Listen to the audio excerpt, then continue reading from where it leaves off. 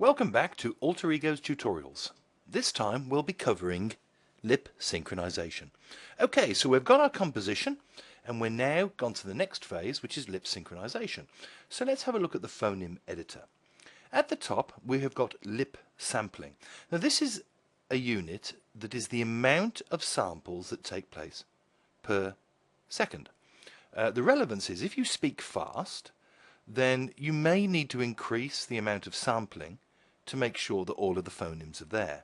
For instance, if things like M or F is missing, then the brain automatically expects to be able to see an M in the mouth and an F in the mouth. So you might want to increase the sampling level number until you actually see a higher level of granularity. You see how some of the numbers have actually changed down here. Okay. Next, we've got the actual mouth position. X marks the spot. It is a blank. It means that nothing is actually taking place at this moment in time. It is silent.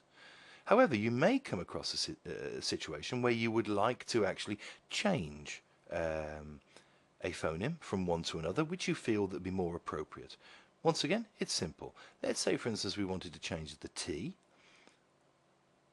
You go down here, you can see all the options that are available, and you might want to take, instead of it being T as in T, it's th as in theta. As simple as that. We'll just pop it back. Here we have the energy. If you wanted that phoneme to be delivered with more energy, then you can just slide the number across to actually suit the amount of movement that will actually take place while the character is actually delivering the phonemes. And here on the right hand side, if you have supplied a text script at the beginning, you will also see the script, so you can actually jump to individual word commencements. Okay, we've also got additional animation time. If at the end of the animation you want to add either a portion of a second or a few seconds, just because you feel that it actually improves the ending of the composition, then just up or down here and add some time. Now, to do the conventional editing, normal process would be Alter ego characters can play increase from your the site start, traffic. play from the start, stop at a point where you think needs addressing, do some editing, and then you can resume. Click-through conversions, and of course the important customer retention. And above all, they can make your site stand out from the crowd. Okay, so that just about covers the phoneme editing area. Thanks for watching. Hi and welcome to AlterEgos Preview. To make this simple, we're going to utilize a pre-prepared external audio file. You can, however, record it directly using the AlterEgos recorder and read in a script text file that has been created to match the audio file to ensure the maximum accuracy of the automated lip syncing process. So here we go. Open up the audio file. Shows you the name underneath. Open up a script. You notice how the use script for lip syncing is on. It is not mandatory. You can do it without putting in a script, particularly useful for languages such as Japanese, where it is very difficult to represent it in a conventional alphanumeric format. And so that's it. Choose our characters. If you have already purchased additional characters, there are, I think, about 80 available on the website at the moment. You can choose one here, and you notice how these aren't clothed. We're going to use the free base character that comes with the free version of the software. Choose the actual size that we would like to have our composition, either the standard size here, the widescreen, or the maximum at this moment in time of 320 by 240. We'll go with the widescreen.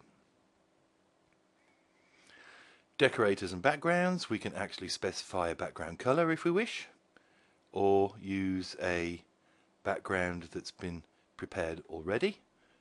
Let's have a little green radial gunmetal look. We could, if it was available, in the character, i.e. a non-dressed one, go then and add clothing. We won't at this particular moment in time, and we could, if we wished, move the character around within the workspace. Next we'll go to the lip syncing, which is already concluded. We have got sampling rates that enable us to capture more mouth positions. If you speak fast, then you might want to increase the sampling level. Motion blur is a method of softening the whole transition between one mouth position and the next. You can, if you wish, alter a phoneme that has been generated to one that you feel is more appropriate, and you can increase the energy if you wanted the mouth to move in a more dynamic manner. And also you can add some time onto the end of the composition if you feel that it's appropriate. In this instance, we're not even going to modify it, we're not even going to preview the script, we're just going to get straight on to producing the output. We've got a number of different options. The conventional industry standard now flash video format, available in a number of different compression formats. This one comes with an integrated player also that you can modify. An SWF flash we classify as integration output, so it can be embedded within your own flash movies, or indeed if you use any other third-party flash generation products, you could utilize the output from there. Or the industry standard AVI, the mother of all video formats.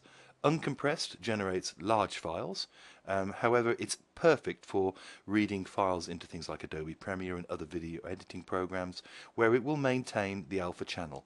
That means if you didn't apply a background to the character during the composition mode, then the whole composition will have a transparent background and will be able to sit on top of any background images or indeed video.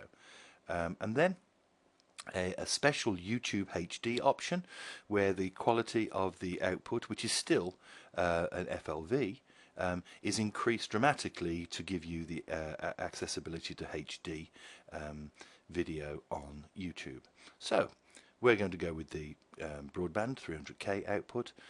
Do we want the video to auto start? In this instance, no. Do we want it to loop when it's concluded? No. Do we want to allow the onlooker to see the video in full screen if they so desire? Yes, we will. So let's give it a name. Overview demonstration. And just before I go on there, use default optimized frame rate. You might want to change this if, for instance, on a SWF output you wanted to match the frame rate of the underlying movie, and the same in the instance of AVI. If you wanted to integrate your video and ensure that it's at the same frame rate as the underlying one, you would just change it here. We're going to leave it as default.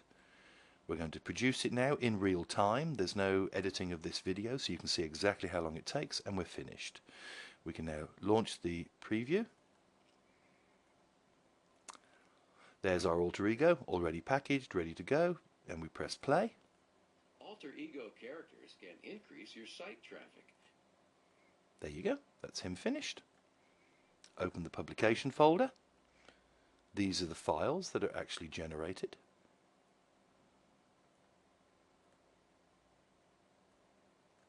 We've got the player file, the actual video file, and a couple of HTML files, a minimal one, so it's just cut it and then paste it into your own web environment, and an ancillary JavaScript file to assist on version controlling of Flash, industry standard now.